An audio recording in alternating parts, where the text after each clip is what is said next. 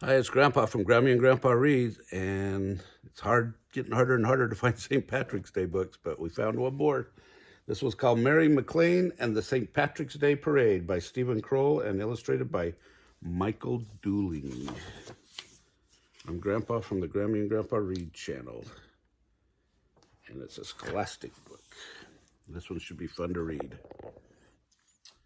Mary McLean's father was a potato farmer in Ireland. When the crop began to fail year after year, when the potatoes came up out of the ground healthy and almost at once turned black and rotten, the McLeans had to give up their little thatched hut in Donegal. In the fall of 1849, Mary, her parents, her older brother Danny, and her baby sister Megan packed what they could and sailed to America. The ship was big and wide, but traveling steerage, they were tightly packed together below decks.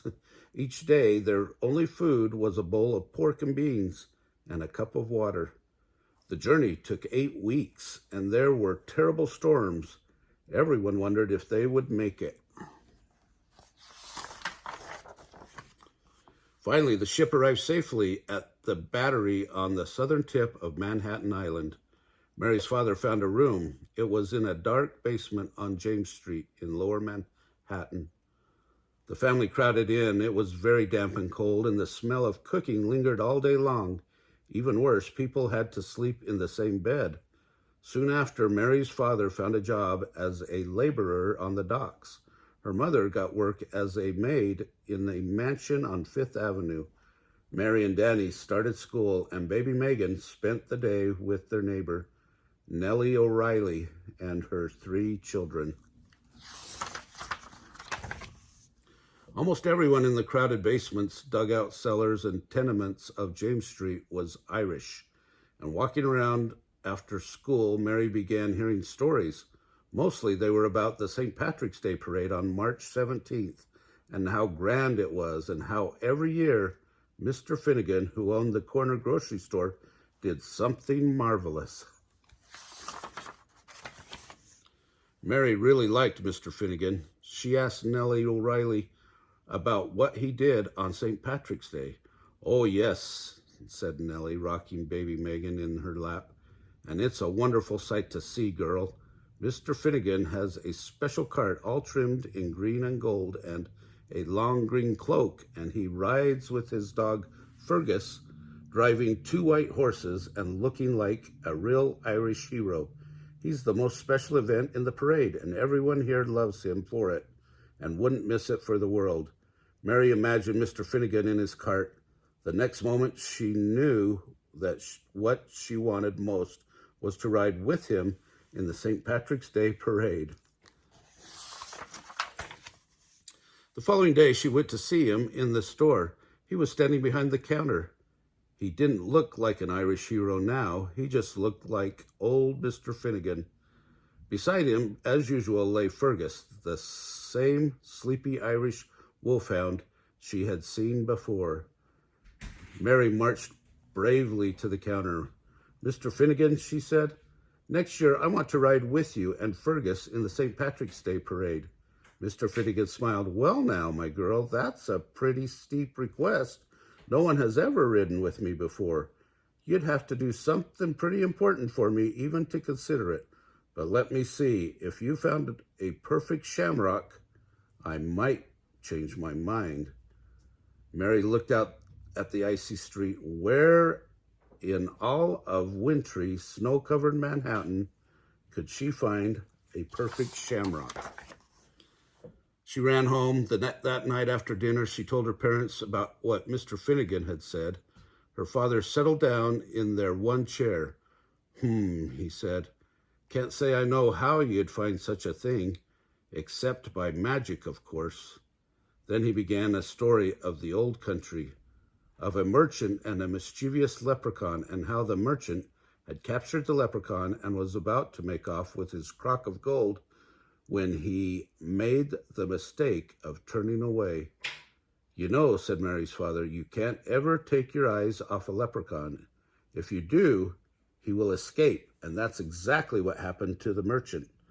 Mary's father was a very good storyteller, but Mary was very tired. I'd never have let that leprechaun escape, she said as he finished. Then she fell asleep between her mother and her brother in the big bed. The next morning, Danny scoffed at the idea of Mary ever finding a shamrock in the snow. 2 years older, he had refused to continue school and was selling newspapers with a bunch of the other newsboys on Broadway. He stormed out the door, making a mean face. "You wait," Mary shouted after him. "I'll find one." In the afternoon, she went down to the ferry slip on Catherine Street. She loved watching the ferries steaming to and fro on the East River. Watching them helped her to think. Shamrocks always turn up in the fields of grass, even though it was covered in snow. There was lots of grass in City Hall Park. Surely she could find a shamrock there. She went up Madison Street and across William and found herself in the park where was almost no one on the paths. Mary walked all around looking at the snow. Every so often, she knelt down and dug through the dry grass beneath. She looked and looked until the sun began going down and her back hurt. No shamrocks. Exhausted, ready to give up, she collapsed on a bench. Just then she heard a tap, tap, tapping nearby. She followed the noise. Crouching under a hedge near City Hall was a tiny old man in a cocked hat and a leather apron. He was tapping the heel back on his shoe with a little silver hammer. Mary walked right over. "I thought leprechauns stayed in Ireland," she said. The leprechaun grinned. "There are so many Irish in America now, I had to see the place. I'm going all the way to California as soon as I fix this shoe. I don't want to miss the gold rush." Man, Mary took a deep breath. There in his lapel was a perfect shamrock. She leaned forward. "Could you please give me that shamrock?" "I can't," said the leprechaun. "I need it for luck in California." "Why do you ask?" Mary explained about the parade and Mr. Finnegan. The leprechaun laughed. "I'll be on my way home in March. Maybe I'll catch that parade. Who knows, I might have the shamrock for you then."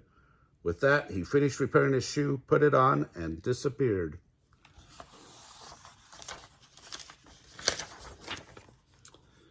Mary walked home puzzled. A leprechaun in America, and he might give her a shamrock? She told no one about what had happened. But for weeks afterwards, she kept looking on her own. It didn't seem very wise to be depending on a leprechaun.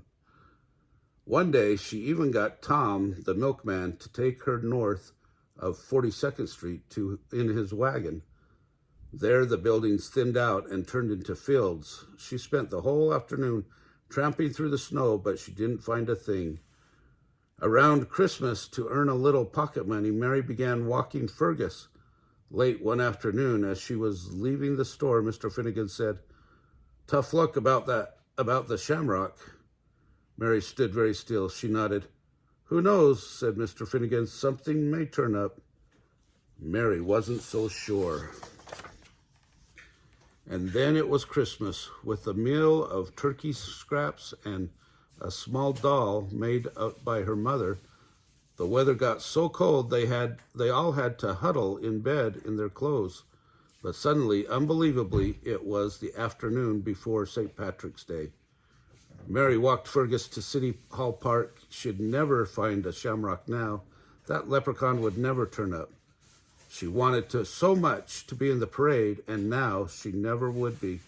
She kicked a stone along the path, and suddenly there was the leprechaun crouching in the same spot as before. He looked a little dusty from all his travels. He grinned. "I see you didn't forget me. Did you have a nice trip?" Mary asked. But then she looked at his lapel. The shamrock was gone. Mary knew he must have it hidden. She also remembered her father's storytelling. She grabbed the leprechaun in both hands, looked right at him, and said, "Give me the shamrock or bring me to your crock of gold." The leprechaun's eyes grew bright. His cheeks puffed up in surprise. "You've dropped your dog's leash," he spluttered. "What?" said Mary, glancing at the ground. At that moment, the leprechaun wriggled free, flipped into the air, past Fergus's snapping jaws, and was gone. "Oh no," cried Mary. "How could I have done that?" Dejected, with Fergus by her side, she walked back to James Street. She said nothing to Mr. Finnegan. When she hung up the leash behind the door, she didn't even wish him happy St. Patrick's Day as she started for home. But that night, when her father came in for supper, he was smiling. Before he could even sit down, he took something out of his pocket and covered it with his hand. "I was walking past City Hall," he said, "and would you believe what I found behind a hedge?" He took his other hand away. In his palm was the most perfect shamrock Mary had ever seen. Where had it come from? Was it the leprechaun? "Oh, Daddy," Mary said, "it's for you, daughter. You'll be able to ride with Mr. Finnegan now." The next day, Mary's parents took Danny and baby Megan to the St. Patrick's Day parade on Fifth Avenue. Behind the police barricade, they listened to the bands and the sound of the marching feet. There were rows and rows of policemen, and group after group carrying Irish and American flags. And then there was Mr. Finnegan. He was sitting in his cart, driving the two white horses. The cart was covered in the green drapery fringed with gold, and Mr. Finnegan himself was dressed in a wreath of oak leaves, and his long green cloak trimmed with gold and green. Behind him, sitting on a mat, was Fergus, and beside Fergus stood Mary McLean, smiling the biggest smile anyone had ever seen. Well, what do you think? Do you think the dad had found the leprechaun and tricked him out of the shamrock? Remember to like our videos and subscribe to our channel and watch the St. Patrick's Day playlist.